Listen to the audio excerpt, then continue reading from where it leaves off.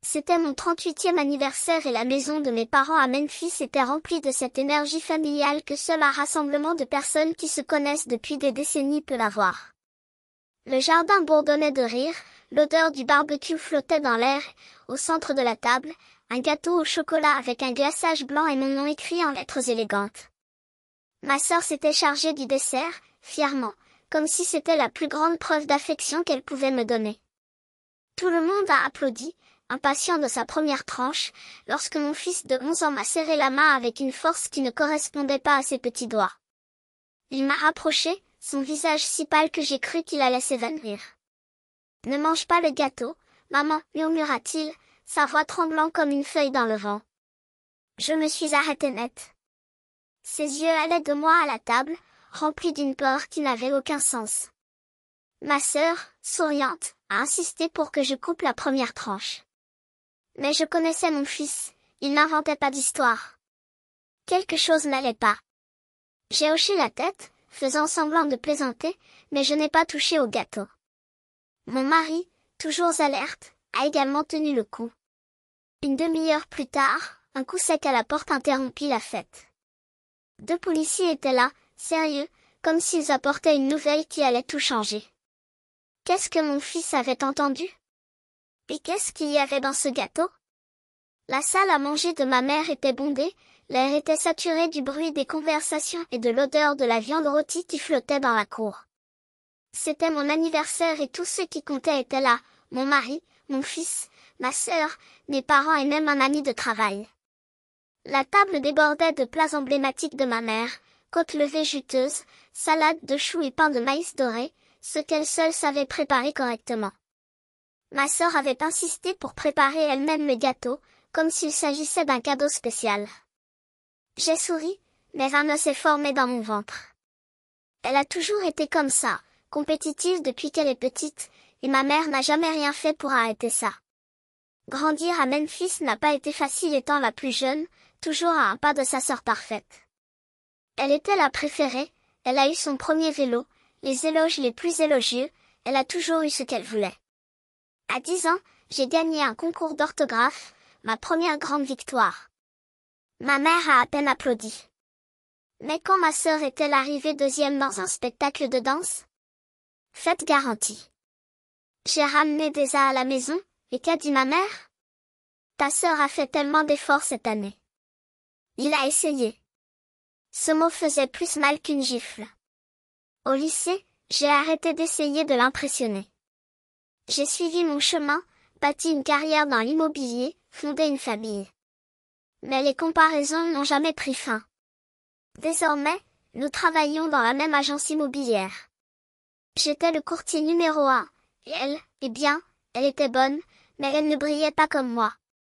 Et on pouvait ressentir du ressentiment à chaque fois qu'il concluait une affaire. Le mois dernier, nous étions tous les deux en compétition pour un contrat d'1 million de dollars avec un développeur, une opportunité qui allait tout changer. Un seul d'entre nous pouvait diriger la présentation, et je m'étais préparée pendant des semaines. Cependant, elle était étrangement silencieuse. Trop. Lors de la fête, ma sœur souriait sans arrêt, servait des boissons, trinquait, tandis que ma mère la regardait avec sa fierté habituelle. Comme elle est attentionnée, dit ma mère en lui serrant le bras. J'ai hoché la tête, mais mes dents grinçaient. Attentif n'était pas le mot qui lui venait à l'esprit. Mon mari a essayé de détendre l'ambiance en parlant du dernier match des Titans avec mon père. Mon fils, plus silencieux que d'habitude, ne lâchait pas son téléphone portable et restait collé à moi. Mon ami, qui connaissait bien ma dynamique familiale, observait tout avec un œil prudent. J'ai essayé d'ignorer le sentiment que quelque chose n'allait pas, mais chaque rire de ma sœur semblait faux, comme si elle cachait quelque chose. J'avais déjà entendu ce rire lorsqu'elle avait pris ma robe de bal et l'avait gâchée, lorsqu'elle avait repris mon projet scientifique à l'école et que ma mère la défendait encore, disant que je devrais être plus compréhensive. Il n'était plus cet enfant. Je m'étais battue pour ma place, pour ma carrière, pour ma famille. Ce contrat était ma chance de prouver, une fois pour toutes, que j'en étais capable. Et je n'allais laisser personne me gêner. Mais quand j'ai vu ma sœur couper le pain de maïs et échanger un rapide coup d'œil avec ma mère, cette vieille méfiance est revenue. Ils ont toujours formé une équipe et j'étais l'éternel exclu. Mon ami se pencha et murmura, « Est-ce que tout va bien ?» Je me suis forcée à sourire, j'ai dit oui, mais ce n'était pas le cas. Quelque chose n'allait pas et je n'arrivais pas à mettre le doigt dessus. C'est à ce moment-là que la main de mon fils a effleuré la mienne et que je me suis souvenu de son avertissement. Il n'avait rien dit d'autre, mais son silence criait. Je l'ai entraîné dans un coin du couloir, le cœur battant. Il m'avait traîné loin de la table où tout le monde riait et mangeait encore. Ses yeux étaient écarquillés, sa voix basse et pressante. « Maman, j'ai entendu quelque chose », dit Miles en tenant son téléphone portable. « Tu dois écouter. » Tremblant, il appuya sur play. L'enregistrement était faible, mais on entend clairement la voix aiguë de ma sœur, au ton conspirateur, parlant à ma mère dans la cuisine avant la fête. Cette mélatonine les maintiendra endormis jusqu'à midi. Laurie ne se rendra pas à la réunion et je clôturerai le contrat. La voix de ma mère répondit, toujours aussi calme, juste assez pour qu'il se repose, ma chérie. Elle a eu son tour. Mon estomac s'est retourné. Il parlait du gâteau. Le gâteau que ma sœur avait réalisé, avec tant d'amour. J'ai attrapé le téléphone portable de mon fils et j'ai rejoué l'audio, chaque mot me pénétrant comme un couteau. Mélatonine. Le contrat avec le développeur. C'était ma grande chance, la promotion qui allait tout changer. J'avais passé des nuits blanches à préparer des diapositives, à ajuster chaque détail. Ma sœur le savait. Elle était aussi en lice, mais j'étais la favorite. Et ma mère était à ses côtés, me sabotant. J'ai rendu à Miles son téléphone portable, mes mains tremblaient. « Comment as-tu fait ça ?» ai-je demandé doucement. Il baissa les yeux vers le sol, frappant le sol avec sa sneaker. Je les ai entendus dans la cuisine ce matin. Je me suis cachée derrière le garde-manger et je les ai enregistrés. Sa voix était petite mais ferme. Mon fils de 11 ans avait tout attrapé. Je l'ai serré dans mes bras rapidement, la tête s'emballant.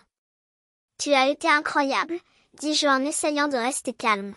« Tais-toi pour l'instant, d'accord ?» Il hocha la tête en mettant son téléphone portable dans sa poche. J'ai regardé de nouveau dans la pièce. Ma sœur servait du punch et parlait à mon père comme si de rien n'était. Ma mère distribuait des assiettes, souriante comme toujours. Mon mari a joué avec mon ami, sans se douter de rien. Il devait agir rapidement, mais il ne pouvait pas laisser entendre qu'il le savait. Le gâteau resta intact sur la table, le glaçage blanc comme un faux sourire. Si nous mangions, nous dormirions tard, manquerions la réunion et ma sœur gagnerait. Je reviens à table, les jambes lourdes mais le visage impassible. Mon mari prenait déjà le couteau pour couper la première tranche.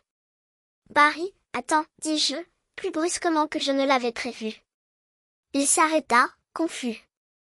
J'ai attrapé son bras, le tirant vers la cuisine sous prétexte de chercher plus de serviettes. « Ne mange pas le gâteau, » murmurai-je doucement. Quelque chose ne va pas. Ses yeux se sont plissés, mais il m'a fait confiance sans aucun doute à ce moment-là. J'ai volontairement renversé son assiette en revenant, faisant semblant de trébucher. « Oups » dit-il d'une voix forte, attrapant un chiffon pour le nettoyer. Ma sœur la regarda pendant une seconde, son sourire se figeant à l'instant. Je ne m'en doutais toujours pas. Mais je m'en douterais bientôt. Miles se tenait tout près, les yeux rivés entre moi et le gâteau. Mon ami m'a regardé, un sourcil levé. Je savais que quelque chose se passait, mais ce n'était pas le moment des explications. La fête continue, mais la donne a changé. Et je n'allais pas perdre. Bavarder comme un couteau. Sa voix enfantine mais ferme fit tourner tous les regards vers lui. La fourchette tremblait toujours dans sa main et je sus instantanément qu'il ne pouvait plus la tenir. Pas maintenant, pensais-je, mais c'était trop tard. Grand-mère et tante Lindsay ont mis des médicaments dans le gâteau, dit-elle, ses yeux brillant d'un mélange de peur et de détermination. Je les ai entendus parler. C'est pour faire dormir maman. Le silence qui suivit fut si épais qu'on aurait pu le couper avec une cuillère. Ma sœur laissa échapper un rire forcé, mais ses doigts s'enfoncèrent dans le bord de la table, ses ongles rouges foncés contrastant avec la pâleur soudaine de ses jointures. Ma mère, cependant, était imperturbable. Pas au début.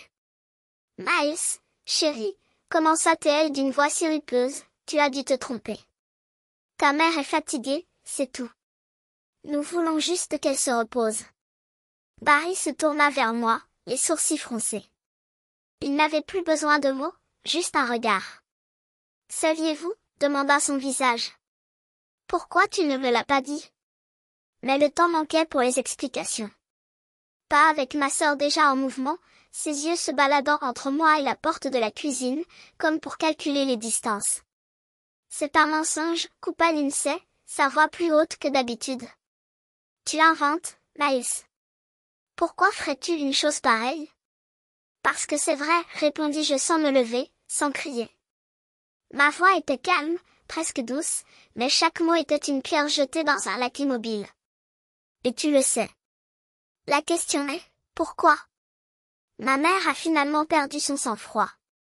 Son sourire s'est effacé comme du sucre sous la pluie, et pendant une seconde, j'ai vu ce qu'il y avait réellement derrière ces années de faux sourires et de conseils empoisonnés. Ce n'était pas une protection, c'était une possession. Ce n'était pas de l'amour, c'était du contrôle.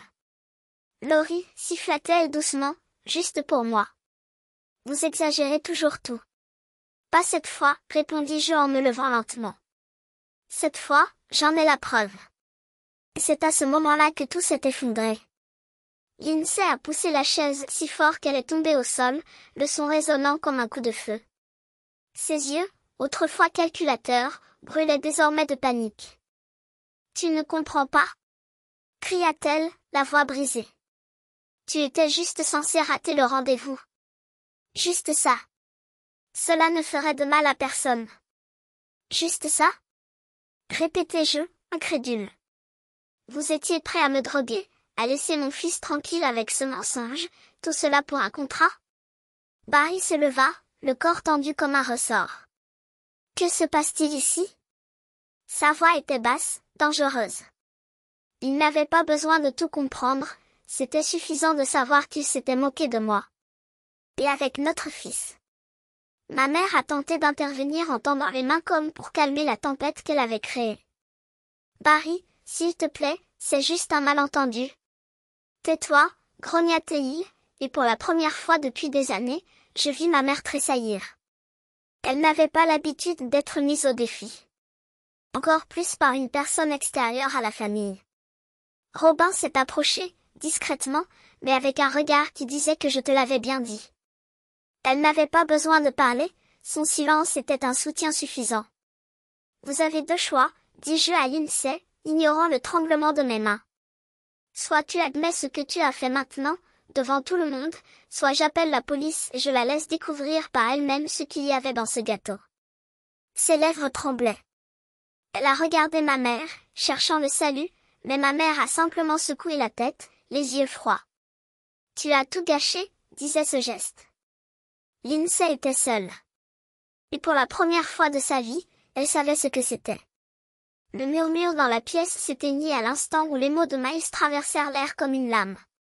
Tu ne devrais pas manger le gâteau. Ce n'est pas sûr. La fourchette de Barry flottait dans les airs, ses sourcils froncés de méfiance confuse. Robin, mon ami depuis des années, posa son verre dans un clic sec, les yeux fixés sur les miens comme si elle cherchait une réponse que je n'avais toujours pas le courage de donner. Mon père, toujours inconscient des conflits qui couvaient sous la surface, s'est contenté de jeter un regard perdu dans notre direction, silencieux. Mais Lindsay se tourna si vite que sa jupe tourbillonna autour de ses jambes. Le rougissement monta dans son cou, teignant ses joues d'un rouge fiévreux. Qu'est-ce que cela signifie?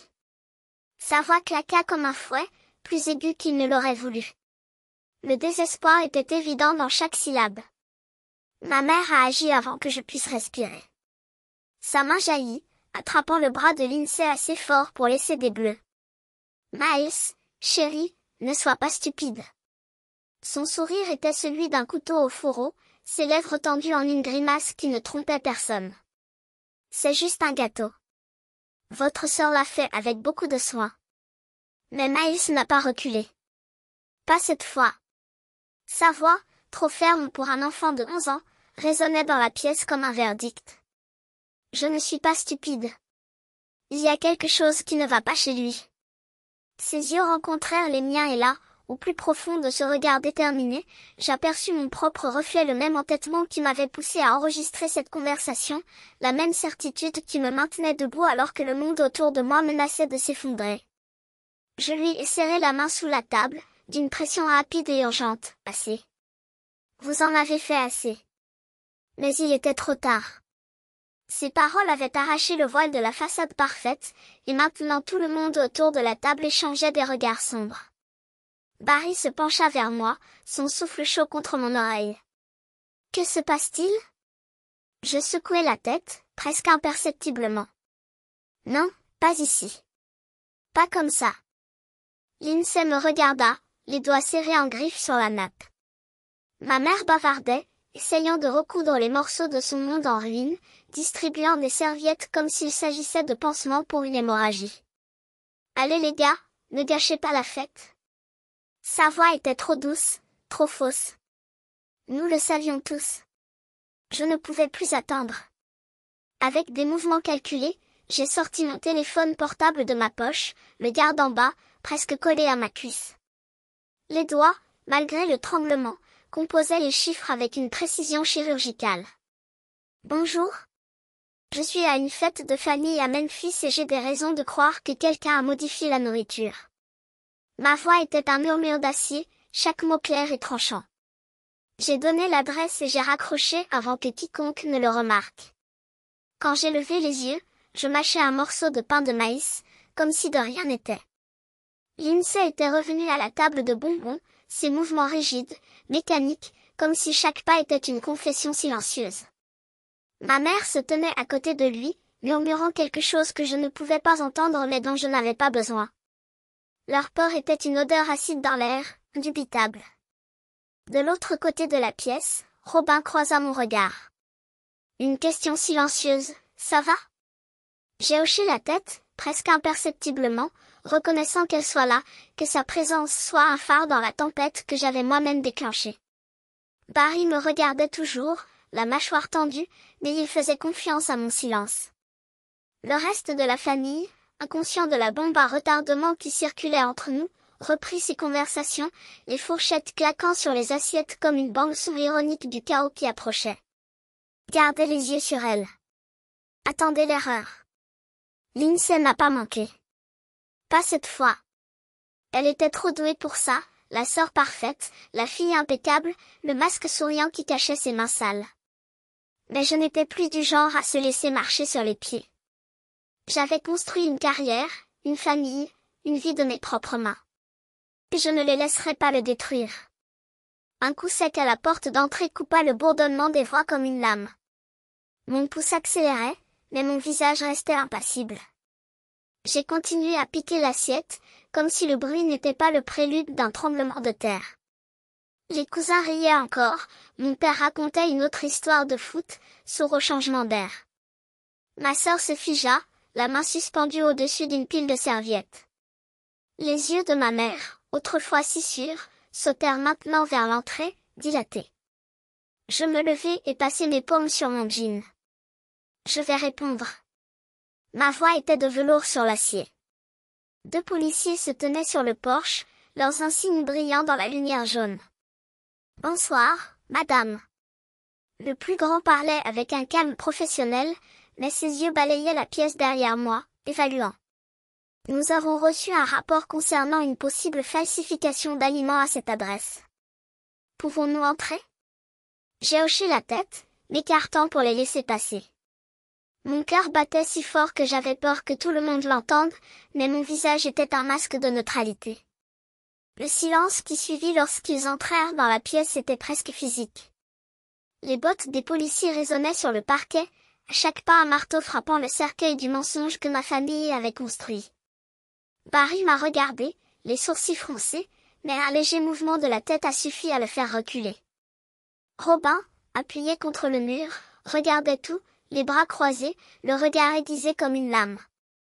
Murmurèrent les cousins, les yeux passant entre les uniformes et Lindsay, dont la peau avait perdu toute couleur. Nous devons poser quelques questions. Le deuxième officier ouvrit son cahier, un stylo flottant sur le papier. Qui a fait le gâteau? L'air semblait aspirer hors de la pièce. Lindsay déglutit, ses doigts se tordant comme des cordes. Je l'ai fait. Sa voix était aiguë, un ton au-dessus de ce qui était naturel. C'est juste un gâteau au chocolat. Rien d'autre.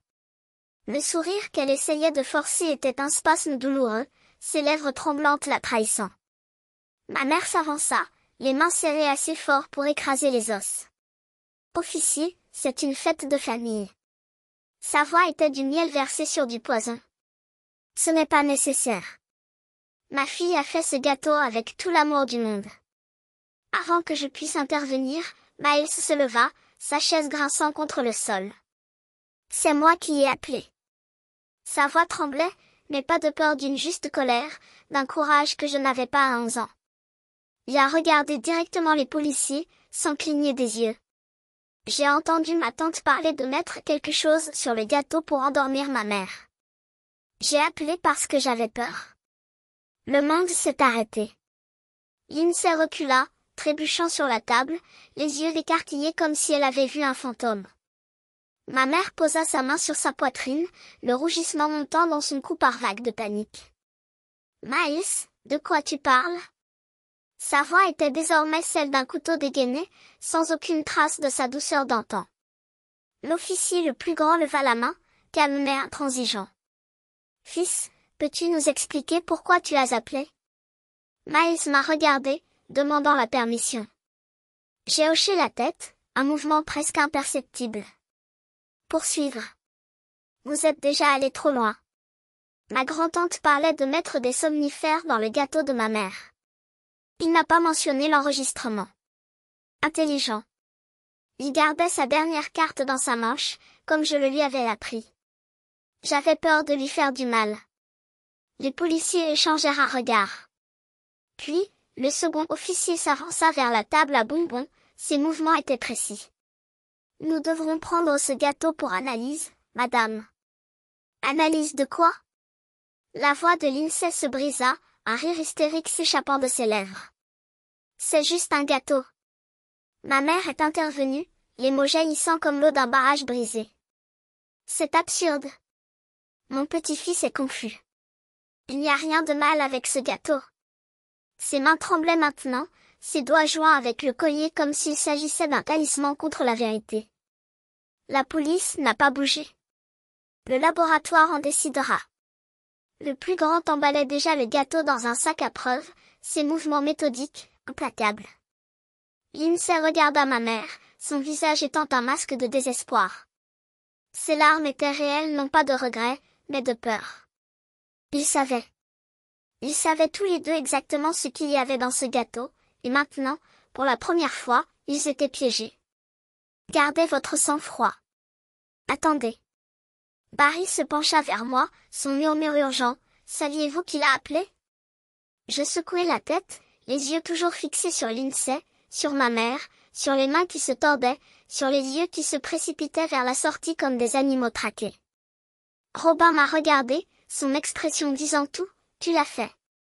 Les cousins chuchotaient, leur regard oscillant entre les policiers et la scène qui se déroulait. Mon père restait immobile, la fourchette toujours suspendue en l'air, comme si le temps s'était arrêté rien que pour lui. Les agents ont posé davantage de questions. Quand le gâteau a-t-il été fait? Qui y avait accès? Quels ingrédients ont été utilisés? Lindsay bégaya dans ses réponses, répétant farine, sucre, cacao comme un mantra désespéré. Ma mère interrompait chaque phrase, insistant sur le fait que tout cela n'était qu'un malentendu, sa voix s'élevant à chaque mot. Lorsque Lindsay a tenté de se glisser vers la cuisine, le deuxième officier lui a bloqué le chemin d'un mouvement fluide mais insurmontable. « Madame, restez ici, s'il vous plaît. » Son visage est tombé. Ses yeux humides cherchaient ceux de ma mère comme un naufragé cherchant le rivage. Mais ma mère aussi se noyait, ses mains tordant son collier jusqu'à ce qu'elle pense que la chaîne allait se briser. Je pouvais sentir leur panique. C'était tout ce que j'avais besoin de savoir, ils savaient. Gardez vos mains stables. La vérité est sur le point d'exploser. L'air dans la pièce était si épais qu'il semblait aspirer l'oxygène des poumons. Chaque respiration me faisait mal. Ma sœur, autrefois si hautaine, se traînait désormais comme une ombre, les épaules voûtées sous le poids de sa propre trahison. Ma mère, toujours la médiatrice, celle qui tissait les excuses comme des fils de soie, était paralysée pour la première fois de sa vie, sans parole qui pouvait réparer les dégâts. Ses mains, qui suivaient auparavant le rythme nerveux de la serviette, pendaient désormais mollement à ses côtés, comme si elles avaient oublié leur propre fonction. Sortir. Ma voix n'a pas tremblé. Il n'y avait aucune place pour l'hésitation. Chaque syllabe était un couteau tranchant, coupant le dernier fil d'illusion qui nous unissait encore. Lindsay leva les yeux gonflés, son masque de confiance brisé. Laurie, pour l'amour de Dieu, sa voix s'est brisée, mais je ne l'ai pas laissé finir. Pour l'amour de Dieu? Répétai-je amèrement. As-tu invoqué Dieu lorsque tu as mis quelque chose dans ma nourriture pour me renverser? Quand avez-vous prévu, de sang-froid, de saboter mon avenir? Mes doigts picotaient, j'avais envie de serrer les poings, mais je les gardais ouverts, mes ongles s'enfonçant dans mes paumes. Vous n'avez pas droit à des excuses. Pas ici. Pas maintenant. Ma mère a tenté d'intervenir, les lèvres tremblantes. Laurie, c'est ta sœur. Nous sommes votre famille. La famille ne fait pas ça. La phrase est sortie comme un coup dur. La famille ne drogue pas sa fille au profit de l'autre.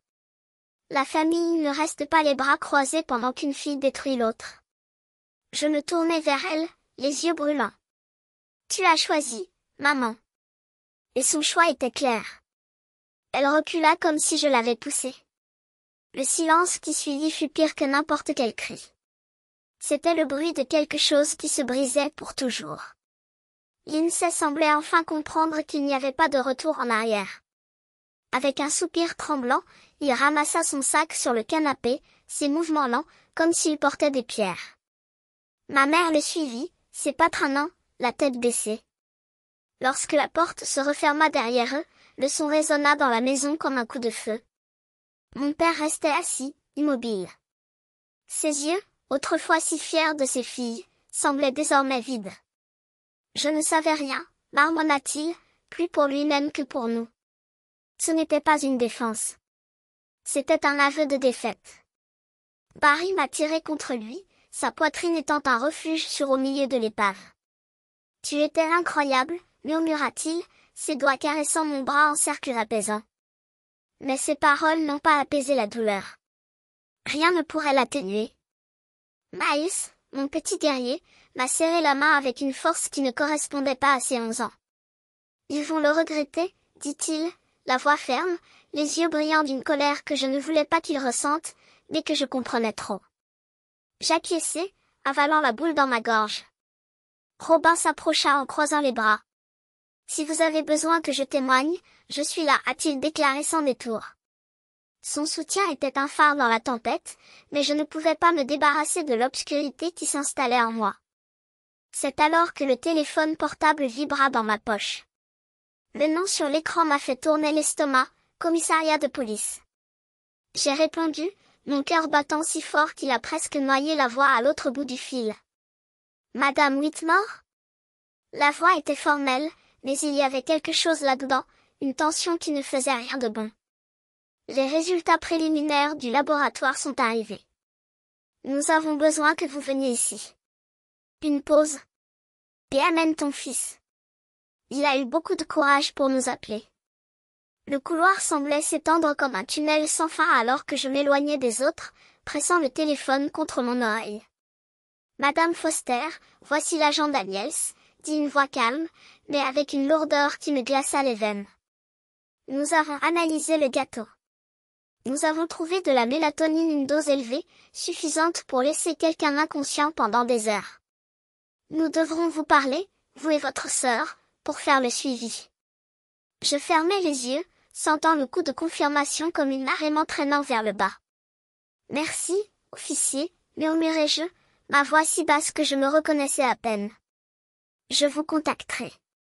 J'ai raccroché et le monde autour de moi se tut. Ils avaient essayé de détruire ma vie, ma carrière et ils avaient presque réussi. Je suis retournée à la salle à manger, où Robin rassemblait la vaisselle, faisant semblant d'être normal pour ses cousins. La police a appelé, ai-je annoncé, ma voix traversant l'air comme une lame. Ils ont trouvé de la mélatonine dans le gâteau. Tout comme Lindsay l'a dit. Les cousins haletaient, les murmures explosant comme des étincelles. Mon père enfouit son visage dans ses mains. Robin posa les assiettes, ses yeux rencontrant les miens stables, incassables. Je savais que quelque chose n'allait pas, dit-elle, sa voix étant un bouclier. Je suis là, Laurie. Tout ce dont tu as besoin. J'acquiesçai, reconnaissant de sa loyauté, de n'avoir jamais douté de moi une seule seconde. Je me tournai vers Barry et Miles, la détermination durcissant mes traits. C'est fini, ai-je déclaré. Je ne les laisserai plus s'approcher de nous. Barry serra la mâchoire, comprenant sans mot. Miles leva les yeux, ses yeux cherchant les miens, remplis d'une innocence qui me brisa. Tu veux dire grand-mère et tante Lindsay? Demanda-t-il d'une voix trop faible pour son poids. Je m'agenouillai devant lui et pris son visage dans mes mains. Oui, mon amour. Ils ont franchi une ligne. Ma voix se brisait, mais chaque syllabe était vraie. Éloignons-nous. Peut-être pour de bon. J'avais passé des années à essayer de reconstruire une famille déjà déchirée. Mais je ne porterai plus seul ce fardeau. Nous sommes partis en silence, les cousins se disant au revoir avec des regards gênés. Mon père restait dans le fauteuil, muet, le regard perdu entre le passé et le regret. Je n'avais pas la force de lui faire face. Pas alors. Robin nous a aidés à porter nos affaires jusqu'à la voiture, sa présence étant un baume tranquille. Alors que nous nous éloignions, les lumières de la maison de mes parents s'éteignant dans le rétroviseur, j'ai ressenti quelque chose d'étrange, un soulagement mêlé de chagrin.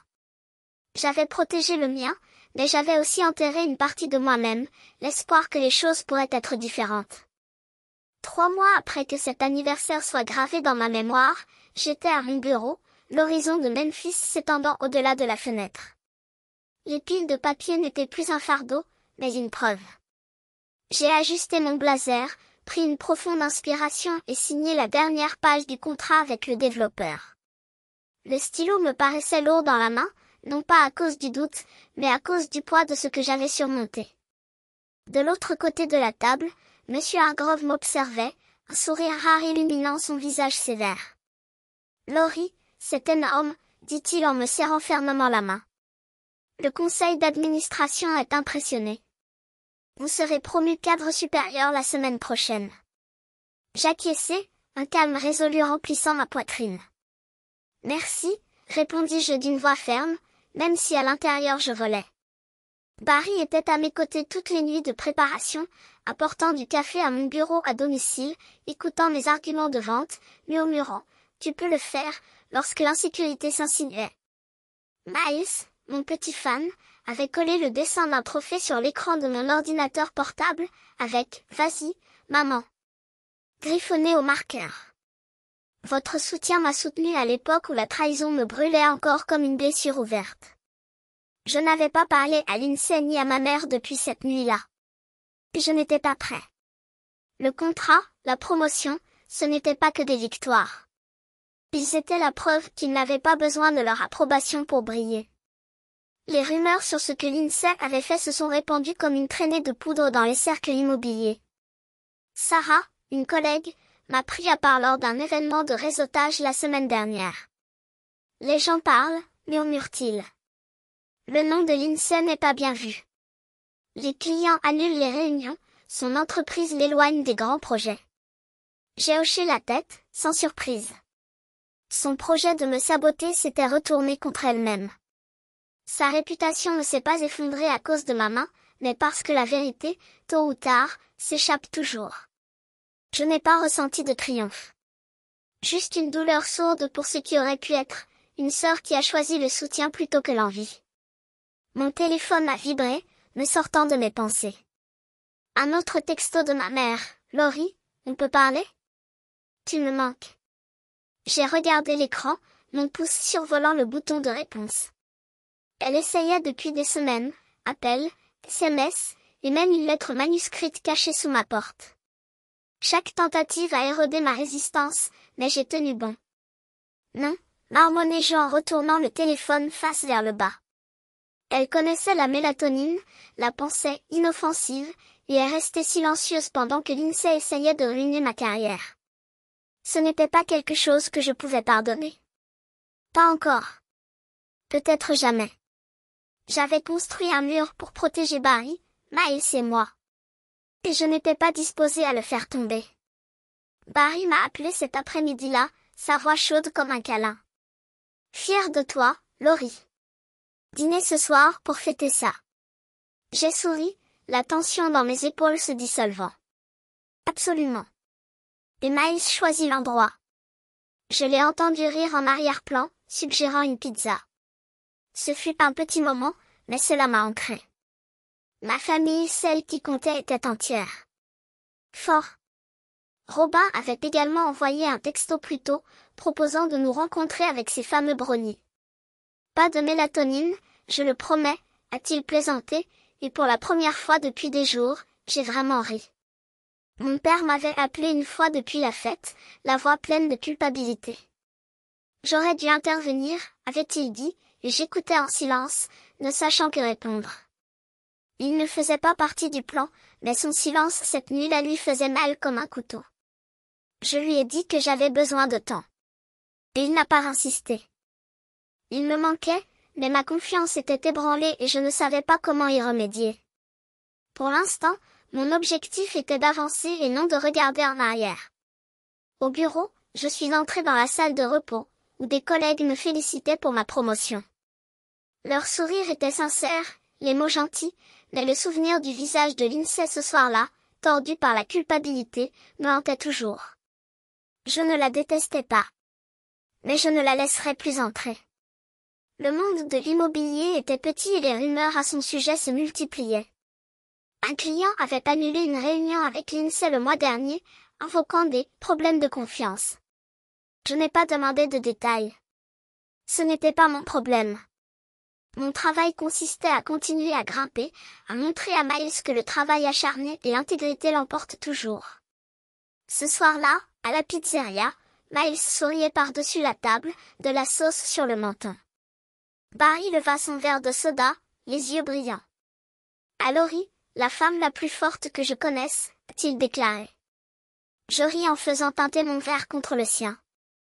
Le moment semblait propice, comme le début de quelque chose de nouveau.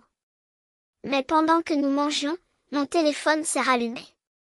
Un autre message de ma mère, « S'il te plaît, Laurie, juste une conversation. » J'ai retourné le téléphone portable, mon cœur se serra. Je voulais croire qu'elle pouvait changer. Mais ses actes étaient plus criants que ses paroles. J'ai regardé Miles en riant avec Barry et j'ai su que j'avais pris la bonne décision. Ma famille était là. Et j'avancerais, un pas à la fois. 6 mois après cet anniversaire chaotique, notre salon était baigné de lumière dorée du soir. Miles était assis les jambes croisées sur le canapé, la tablette sur ses genoux, tandis que Barry feuilletait un rapport dans un coin de la pièce. Je m'appuyais contre la porte et les observais, mon monde, mon refuge. La maison sentait le dîner presque prêt et, pour la première fois depuis longtemps, je respirais sans poids. Il n'y avait plus de place pour le doute. J'avais choisi la paix. Et pour la première fois, elle m'avait choisi à nouveau. Miles s'était allongé sur le canapé, son projet scientifique étalé sur la table basse, des planètes en carton, des fils emmêlés et un collage d'étoiles qui scintillaient dans la lumière jaune de la lampe. Je m'agenouillais à côté de lui, aidant à coller soigneusement les anneaux de Saturne ensemble, tandis que la moitié de mes pensées dansaient encore autour de l'année dernière, les mensonges qui faisaient mal comme des couteaux, les choix qui m'ont coûté des nuits de sommeil, la paix que j'avais enfin atteinte. Mon téléphone restait silencieux sur le comptoir de la cuisine, libre des notifications qui remplissaient auparavant mon écran, pas d'appel de ma mère, pas de SMS de l'INSEE. Pas par hasard, mais par décision. J'avais tracé une ligne dans le sable, et elle ne serait pas effacée par les marées de culpabilité ou de désir. J'ai bloqué les numéros. J'ai décliné les invitations au dîner de réconciliation. J'ai arrêté d'assister au déjeuner de famille où l'air sentait toujours l'hypocrisie et les rires forcés. Cette porte était fermée. Non pas avec haine, mais avec la certitude que certaines fractures ne peuvent être réparées uniquement par des mots. Certaines pauses nécessitent du recul pour que, de l'autre côté, quelque chose de nouveau puisse naître. C'est alors que Miles leva les yeux, les sourcils froncés dans une expression que seuls les enfants peuvent avoir, ce mélange de pure curiosité et de sérieux qui semble disproportionné à leur taille. « Maman, pourquoi on ne voit plus grand-mère » La question tomba entre nous comme une pierre dans le lac de mon calme. J'avais répété 1000 fois cette conversation dans ma tête, mais rien ne m'avait préparé à l'oppression dans ma poitrine lorsque j'entendais ces mots sortir de sa bouche. J'ai posé la colle sur le sol, mes mains étaient stables, mais mon cœur battait à tout rompre. Je savais que ce moment viendrait. Et je voulais être honnête sans lui voler la légèreté de son enfance. « Miles » commençai-je d'une voix mesurée, comme si nous parlions de la météo ou d'un film qu'il aimerait voir. Parfois, les gens qu'on aime font des choix qui nous blessent. Grand-mère et tante Lindsay ont fait quelque chose qui a brisé ma confiance. J'ai pris une profonde inspiration, sentant le poids des mots. J'avais besoin de fixer une limite pour me protéger. Pour te protéger. Ses yeux, si semblables à ceux de son père, m'étudiaient avec une intensité qui me désarmait presque. Il ne l'a pas remis en question. Il n'a pas pleuré. Il a juste demandé, comme s'il résolvait un problème de mathématiques. Comme une ligne que l'on ne laisse personne franchir? J'acquiesçai et un petit sourire presque imperceptible apparut sur mes lèvres. Exactement ça. Il s'agit de garder ce qui est important. J'ai montré Barry, qui venait d'entrer dans la pièce avec une tasse de café à la main, la vapeur montant en lente spirale. Nous. Toi, moi et ton père. Notre maison. Notre vérité. Barry s'approcha, appuyé sur le bras du canapé comme s'il s'agissait d'un phare en pleine tempête dont je ne savais pas s'il existait encore. Sa présence était ainsi, silencieuse, mais inébranlable. Je l'ai regardé, reconnaissant envers cet homme qui ne m'a jamais demandé d'être fort, mais qui me rappelait, chaque jour, que je l'étais déjà.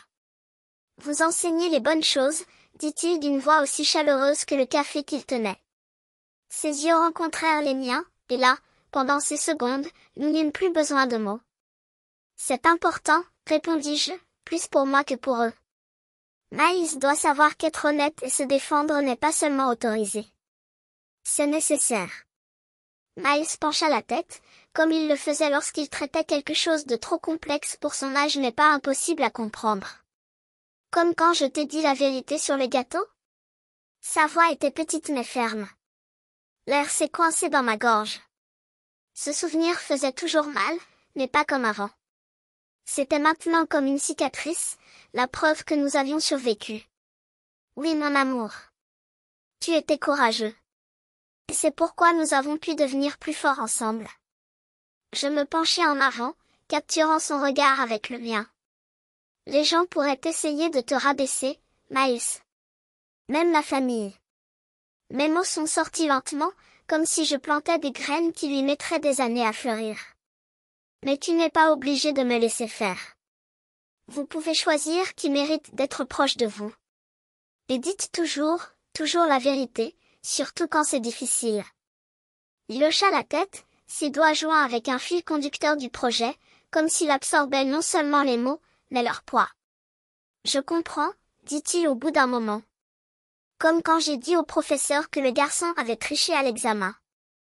La fierté inondait ma poitrine, chaude et lumineuse comme le soleil de l'après-midi passant à travers la fenêtre. Exactement comme ça. L'honnêteté vous rend fort.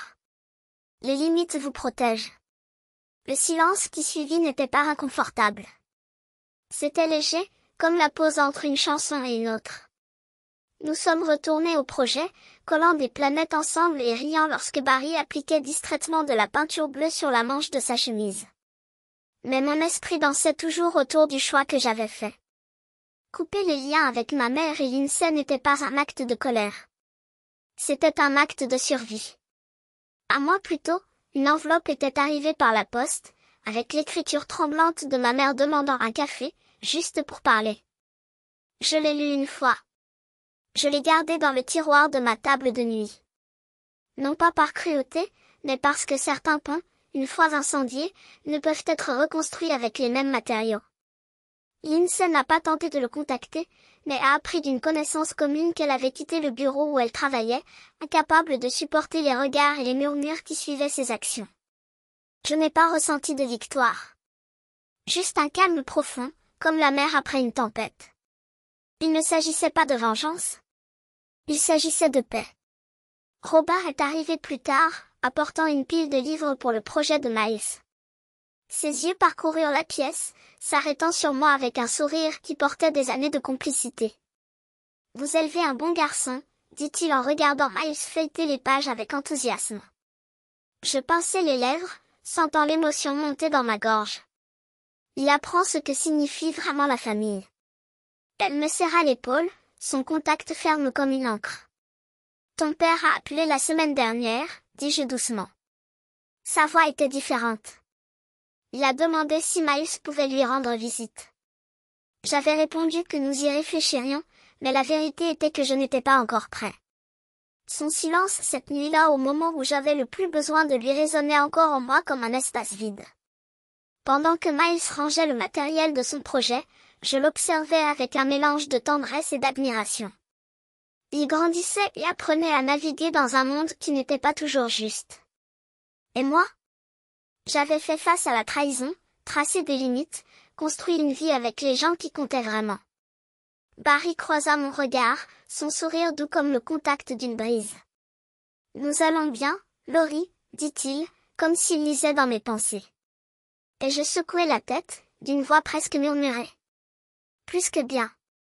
La leçon n'était pas réservée à Miles. C'était pour moi aussi. L'honnêteté nous avait sauvés. Et protéger notre petit monde valait chaque choix difficile, chaque larme versée, chaque porte que nous avions le courage de fermer. J'ai regardé les planètes étalées sur la table, chacune représentant un morceau de l'univers que Miles était en train de construire. Et je savais, avec une certitude qui ne faisait pas de mal, que nous continuerions à élever les nôtres. Un pas à la fois. Une vérité à la fois.